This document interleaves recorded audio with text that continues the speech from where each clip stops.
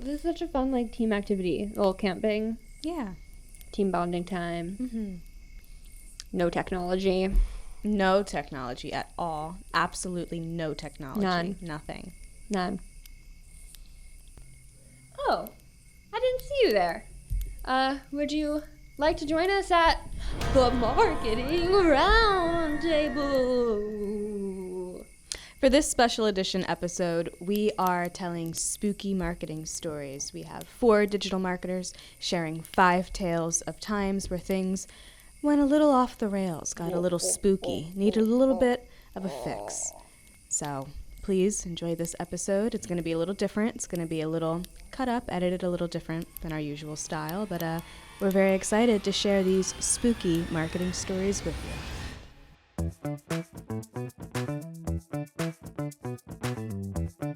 Thanks for joining us around the campfire. Thanks for having me. You're welcome. Oh, my nose burned. Ow!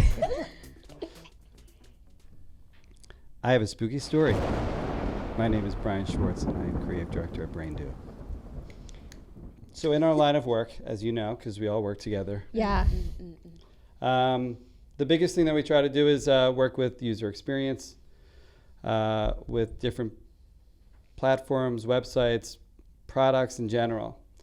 When we were hired by a company to first audit their site, and we were looking through the site, and as we were clicking through, things just started to change. Like we would click forward, we would click back, images would change, the content would change, and we're kind of laughing because like we think that we're like crazy. Like maybe we worked too hard, maybe there was a deadline that we were going against that we're just like not seeing things properly. A dark parallel universe. Losing our minds. So, and Madness. when we go through these audits, you know, we're kind of taking note on like trying to find some consistencies to hold on to and update and make some notes. So, so we just keep clicking around. The images are changing, content's changing, and then we realize that the site, it's a mirror site. It's a duplicated site that they created. For Doppelgänger. what purpose? Doppelgänger, yes.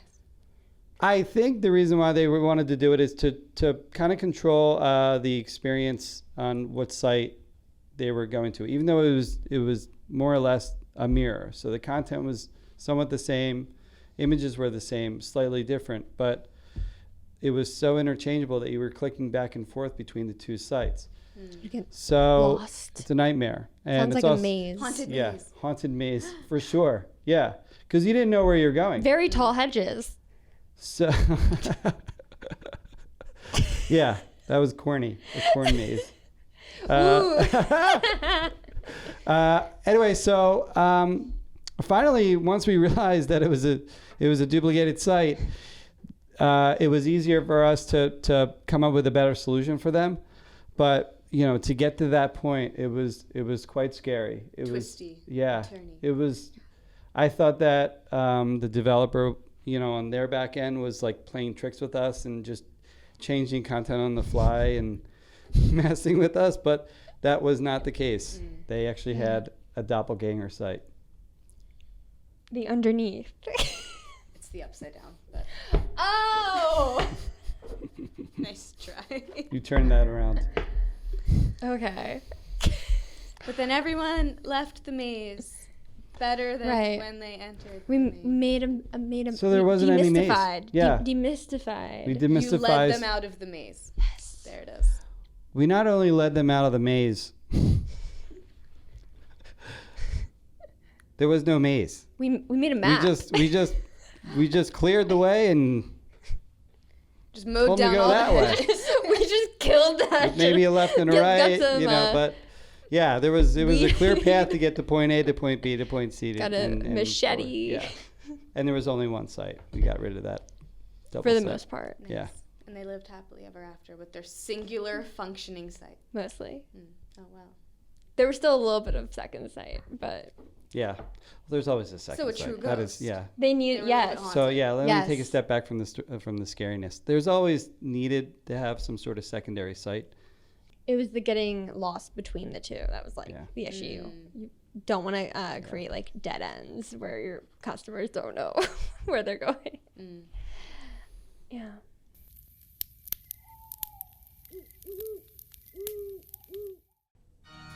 I'm Rachel Rhodes, social media manager. 'Twas a dark and stormy night. Not really. I was an intern for the summer, so it was a nice day in May. But I was headed to my internship here in Philly. I got in for the day. I'd already been there for like, I think a couple weeks. I was really settled in. Did I say it was a social media internship? If not, it was. And we had a bunch of other local Philly clients, and this one in particular was a very well-known business. They've been around for a long time. And when I got in that day, there was a bit of a fuss in the office, and things weren't as chill as they usually were.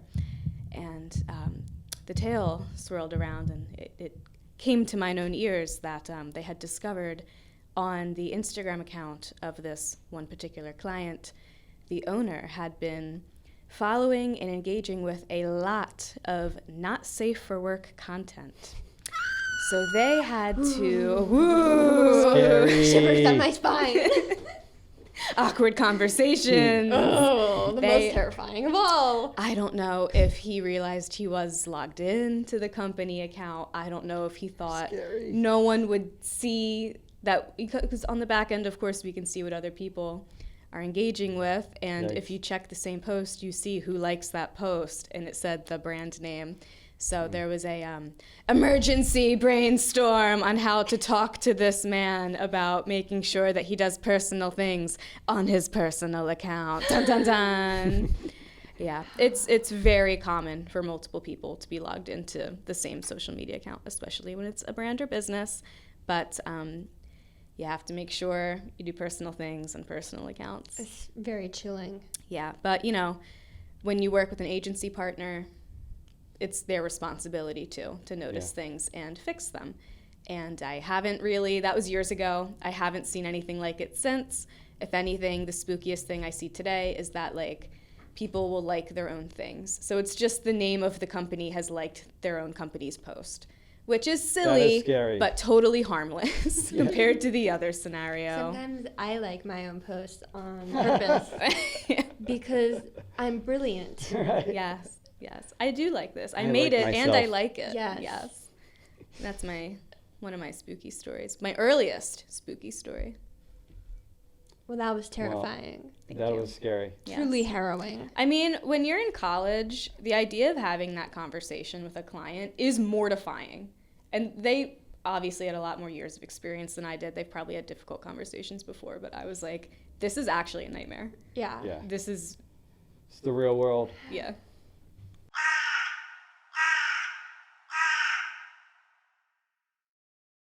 Thanks for joining us at this campfire. Oh yeah, Welcome. it's Harrison. very hot. Ooh, Um, nice, right? Yeah.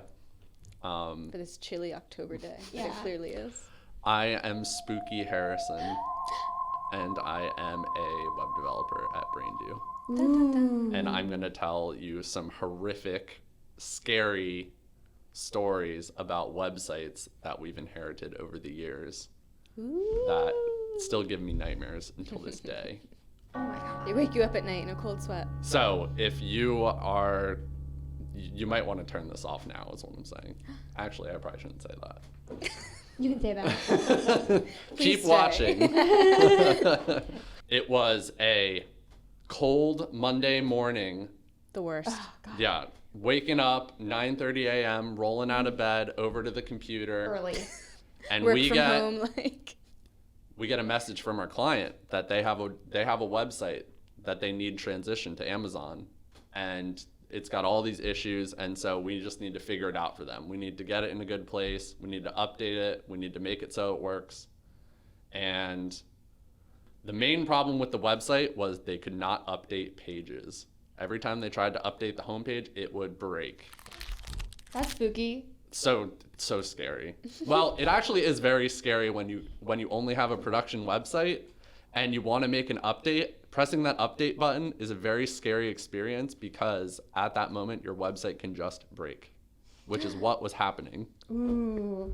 So Devastating. the website was in a broken state. Very, very scary because nobody could get to the website. A lot of alarms going off, and they just needed us to fix it. So they gave us a login to the website, and we didn't know what we were going to find. We knew the website was broken.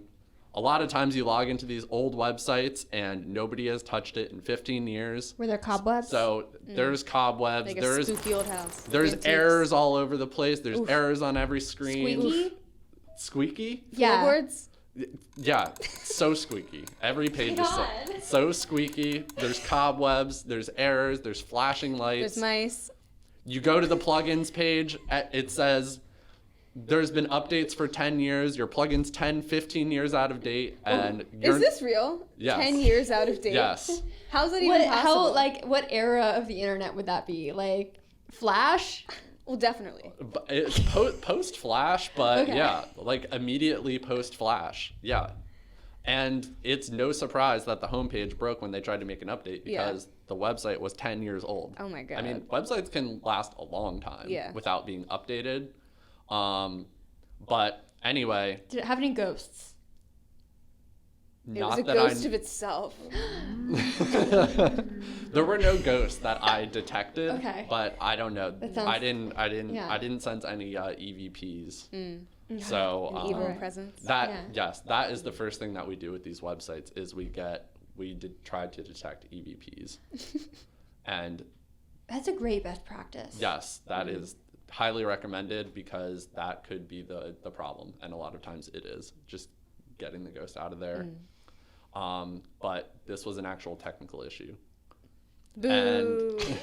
And I know.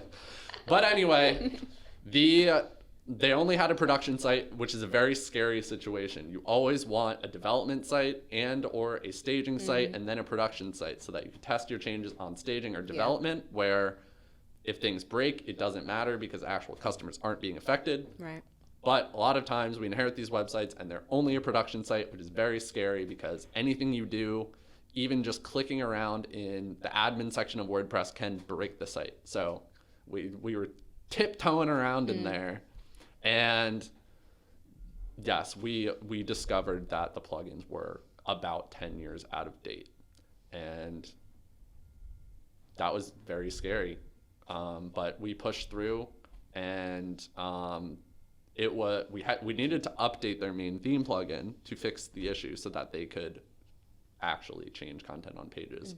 And it was a very scary moment clicking the upgrade button on that theme because upgrading a theme, I think it was 250 versions since their original theme download from 10 years ago. It is a miracle that the theme that they bought was still maintained I was gonna about say. 10 years later. Yeah. And it was about 250 versions out of date, and we just clicked that upgrade button on their live production server. I did close my eyes before I clicked the button, and it just worked. Wow. You helped it cross into the other side. Yes. Yeah. You did. So now the website is, well, one part of the website is no longer 10 years old. There are still a lot of parts of the website that are 10 years old. And functioning. And fine. And functioning, yeah, and Wow. fine. All right. Yeah. Had good bones. Yeah, great bones. Yeah. But yes, that is a very scary thing that I had to do recently. Wow. What else? Thank you for telling us that story. Yes. That was a good one, too. That It was good, was? Yeah. Jinkies! This spooky podcast episode is powered by BrainDo, a digital marketing agency that not only provides a diverse mix of digital services, but offers guidance, experience, and true partnership to bring your business to the next level. Our spooky stories and their less than spooky solutions today covered a range of our own disciplines from web development with Harrison to UX design with Schwartz and even the content production side of things with myself and Tatiana. But we cover much more than that, so reach out to learn more about our services. We have partnered with businesses on every level from local operations to Fortune 500 companies across a variety of industries. We have experts to help strategize and execute your digital marketing needs. No matter what step in the process you're at, we're there from you, from wireframes to spooky paid campaigns. Boo. BrainDo, experts in everything digital. Reach out today to learn more about how we can help your business grow. Another very, very scary situation that you can find yourself in, and this happened to one of our clients. We guided them through this process because we are pretty familiar with spooky situations and the paranormal. You're the experts. Yes. Is if you find yourself in the position where you no longer have your account access to you, where your website domain is managed.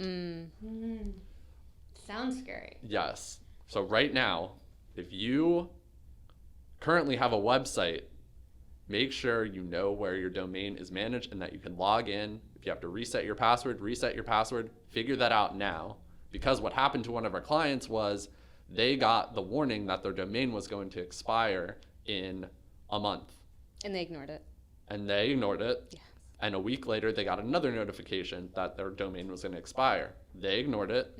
A week later, they got another notification that their domain was about to expire and their website was about to just be not accessible through that domain. And of course, that's when the client reaches out to us because it's the 11th hour and they need our help. So a lot of times, all you have to do is you know where your domain is being managed, so you just go to GoDaddy or wherever and log in and then just update your credit card information because it couldn't be processed automatically or whatever. But the client didn't even know where the domain was being managed from because it was just one of those deals where somebody left the company, someone left the company, someone left the company, no one kept track of where it was managed. So that was the situation they found themselves in. That's when they reached out to us. They were like, our domain is about to expire and we don't know where it's managed and we can't log in, help. So we did a whois lookup and found that the domain was managed through GoDaddy. So we talked to the client, we were like, it's managed through GoDaddy. Does anybody at your company have a login to GoDaddy? And they said, oh no, I don't know where anything's managed, but I'll ask around. Eventually they figured out, okay, they found a credit card statement that was processed to GoDaddy from like years ago. So they're like, okay, the domain, like we definitely had access to this through GoDaddy in the past, but no one could figure out what email was used to log into GoDaddy or the password. So They needed a red string board. A red string board? Like a detective. Oh to yeah, connect all the okay, yeah. things. We'll put that in After Effects. In post, yeah. All that, yeah. So yeah, that's crazy. So basically, they had to prove that they were the owners of the domain. They didn't have the account anymore. They couldn't reset the password. They didn't even know what email address it was, and so that process is crazy and takes a long time. Our client had to. They only had like 7 days, yes, though, right? They had 7 days before their website was going to just be inaccessible through the domain. We started talking about them purchasing a second domain and changing their domain for their website in advance to preserve SEO value and all of that. But like, how do you tell all your customers, oh, we have a new domain now? Right. Like, just like crazy, like worst case scenario. But basically, in order to get your account back, you have to contact GoDaddy and prove your identity and that you were the person who originally opened the account so many years ago. Because like otherwise you could just say, oh, google.com, that's my domain. You probably like weren't the person that opened the account so many years ago though, right? Because like people had left the company. Well, fortunately they tracked down who originally opened the account and she had to prove her identity. So she had to upload a copy of her driver's license and then also she had gotten married since she originally opened the account, so she had and her name changed, so she had to provide a copy of like the name change certificate and send it to GoDaddy. And How long did this take? This was like over the course of like a week probably. Like it really came down to the wire, but eventually she did get access to the domain and renewed it like at the last possible second.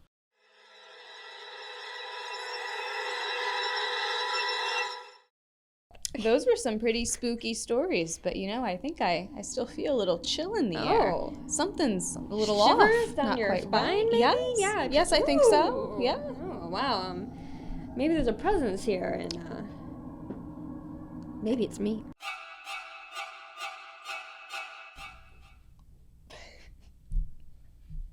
I have another spooky story to tell. Please do.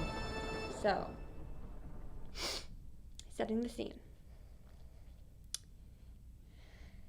There's a terrifying tale of woe, mystery, Misery. misery, intrigue, and malintent. That's sort of alliterative. Melancholy. Melancholy. And it happened on this very podcast. This podcast? This podcast. This where we the one? are now. I was there. You're going to wish you weren't. Already was.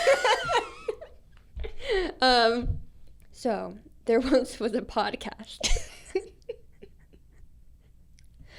And the founder of the company was going to be on the podcast. This is a big win, right? That sounds like the guest of the century. Yeah, big deal. Oh my Yes. gosh. And The imagine how honor. nervous you would be as the producer, people working. You're like, oh my God, it has to go perfect. To impress Yes. the founder. Like the president is coming to visit. Yeah. Big deal. We're very nervous. We were, prepping. We were testing all the equipment, just making sure everything was perfect. Yes. We had to, no technical difficulties. We just really wanted to go great. Yes. Um, And I remember we had saved his episode because we wanted it to be the most perfect episode we had done yet. Yes. We worked out all the kinks on previous episodes, and we're hoping for just that perfect take. And, the founder came. That he did. Yeah. And we filmed. It happened. There were no Riveting technical conversation, difficulties. No technical Yeah, difficulties. we had a whole hour and a half of footage. It just went, and it just was whoop, over. Went by in a flash, Time flies when you're having fun. And, great. You're like, Tatiana, this is a ghost story. When's it going to go wrong? When's the scary thing going to happen? Well, it's coming up. So, as always, My pearls.